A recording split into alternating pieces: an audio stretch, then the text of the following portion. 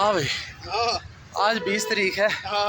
ये भाई और को इसको और इस कट्टे को दूसरा दिन है, मेरा आज पहला दिन है वहाँ का। मेरा ख्याल है तो ये सब 2-3 साल बाद दोबारा शुरू करी। आगे जो से हम 5-5 दिन की करें तो उसके बाद 2 साल बाद शुरू हुई बात, और 3 साल बाद 3 साल बाद, अच्छा चलो जी 3 साल बाद शुरू हुई। हालात ये है इस वक्त के जी, मेरा 95 पे है, इसका 109 पे है। खैर इसको ज़रूरत को नहीं है, लेकिन ये अपना स्टेमिना सेट कर रहा है भाई, कारीगर आदमी है।